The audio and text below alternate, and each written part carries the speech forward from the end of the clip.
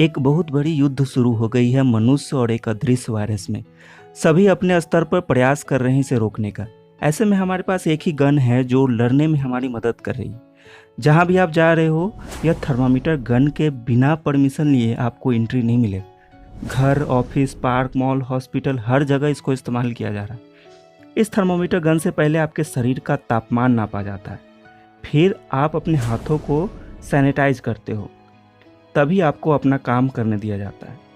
यह थर्मामीटर कुछ दूरी से ही पता लगा लेती है कि आपके शरीर का तापमान क्या है। वैसे तो थर्मामीटर में कई दिक्कतें हैं, इसके बावजूद भी इसका मजबूरन प्रयोग किया जा रहा है क्योंकि दूसरा कोई ऑप्शन नहीं है। फिर भी इंफ्रारेड थर्मामीटर एक आसान और सुरक्षित डिवाइस है संक्रमित मरीजों की जांच करने में, क्योंकि भारत में स्थिति और गंभीर होते जा रही है। रोज 50,000 60,000 से ज़्यादा मरीज मिल रहे हैं और लगभग 1,000 लोगों की रोज मौतें हो रही है। ऐसे में थर्मामीटर गन का एक गलत प्रयोग कई लोगों को खतरे में डाल सकता है। तो वीडियो को अंत तक देखिए, हम बताएंगे ये थर्मामीटर काम कैसे करती है और हम इससे 100% एक्यूरेट रीडिंग कैसे ले सकते हैं। हमारे चारों तरफ कई प्रकार के इलेक्ट्रोमैग्नेटिक वेव्स हैं। जैसे लाइट जो आप देख रहे हैं वो भी एक इलेक्ट्रोमैग्नेटिक वेव है, जिसके पास अपना एक फ्रीक्वेंसी, वेवलेंथ और एनर्जी होता है। वैज्ञानिकों ने हर वेव्स की स्टडी करके उसे एक टेबल में सजाया है जो इलेक्ट्रोमैग्नेटिक स्पेक्ट्रम कहलाता है, जो आपके सामने है। इसमें से सबसे हाई फ्रीक्वेंसी वाली जो वेव है उसे गामा रे नाम दिया गया है। इसमें सबसे ज़्यादा एनर्जी होता है, ये हमारे सेल्स को जला सकती है। उसके बाद एक्सरे, अल्ट्रावायलेट, फिर ऐसे वेव्स आते हैं जिसे हम देख सकते हैं। उसके बाद इंफ्रारेड वेव्स, फिर माइक्रोवेव्स, रेडियो वेव्स हैं। सबसे हाईएस्ट फ्रीक्वेंसी के वेव जो हम लोग देख सकते हैं वो है वायलेट। इससे ज़्यादा फ्रीक्वेंसी के वेव हम लोग नहीं देख सकते, इसलिए वायलेट के ठीक ऊपर अल्ट्रा वायलेट है। ठीक इसी तरह सबसे लोएस्ट फ्रीक्वेंसी के वेव जो हम देख सकते हैं वो है रेड। इससे कम फ्रीक्वेंसी वाले वेव इंफ्रारेड है, इसको अभी हम लोग नहीं देख सकते। अब आपको वेव्स की थोड़ी बहुत नॉलेज हो गई होगी। आपको पता है दुनिया का हर बॉडी अपने चारों तरफ का रेडिएशन एब्जॉर्ब भी कर रही है और साथ ही साथ इमिट भी कर रही है। रेडिएशन का मतलब है बहुत सारे वेव्स जिसके पास एनर्जी है। अब जैसे मान लो ये एक बॉडी है, इस पे बहुत सारे रेडिएशन इंसिडेंट कर रहे हैं। तो अगर इस बॉडी का टेम्परेचर सराउंडिंग से ज़्यादा हाई हुआ तो एब्जॉर्ब कम करेगा, इमिट ज़्यादा करेगा। इसका ठीक उल्टा सोचिए, अगर इसका टेम्परेचर लो हुआ तो एब्जॉर्ब ज़्यादा करेगा और इमिट कम करेगा। अगर कोई ऑब्जेक्ट आपको रेड दिख रहा है, इसका मतलब क्या है? उस पे विजिबल लाइट के जो वेव्स आए उसने सारे वेव्स को एब्जॉर्ब कर लिया, यानी वायलेट, इंडिगो, ब्लू ये सारे को एब्जॉर्ब कर लिया और रेड को रिफ्लेक्ट कर दिया, तभी आपको ये रेड दिख रहा है। विजिबल लाइट के अलावा भी ये सारे वेव्स थे जो एब्जॉर्ब हुए होंगे या नहीं, ये तो उस बॉडी के टेम्परेचर और मटेरियल पर डिपेंड करता है। ये वेव्स तो वैसे भी हम नहीं देख सकते।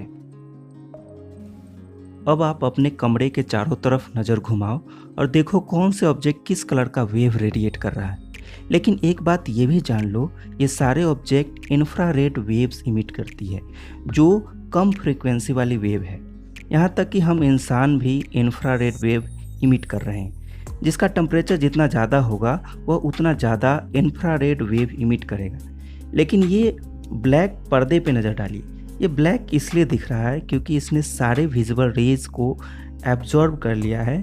इट मीन्स इसमें कोई कलर ही नहीं, यानी बाकी सारे जगह से कोई ना कोई कलर की वेव आ रही, लेकिन यहाँ से कोई वेव लौट के नहीं आ रही, इसलिए इतना एरिया आपको ब्लैक दिख रहा है। इसका मतलब ऐसा कोई बॉडी जो सारे रेडिएशन के वेवलेंथ को एब्जॉर्ब कर ले या टेम्परेचर बढ़ाने से सारे वेवलेंथ को इमिट भी कर दे, उसे परफेक्टली ब्लैक बॉडी कहते हैं। लेकिन कोई ज़रूरी नहीं इसका कलर भी ब्लैक हो। जैसे हमारा सन एक ब्लैक बॉडी है जो सारे वेव्स को इमिट करता है। हम लोग भी कार्बन ब्लैक के मदद से एक ब्लैक बॉडी बनाते हैं। कोई भी वेव इसके अंदर जाएगी वो अंदर एब्जॉर्ब हो जाएगी। तो आपने अभी तक ये सीखा कि हर बॉडी जिसका टेम्परेचर 0 से ज़्यादा है वह इंफ्रारेड वेव यानी हीट वेव इमिट करता है और ब्लैक बॉडी उन सारे वेव को एब्जॉर्ब कर सकती है। ठीक यही कंसेप्ट हम यूज करते हैं इंफ्रारेड थर्मोमीटर में।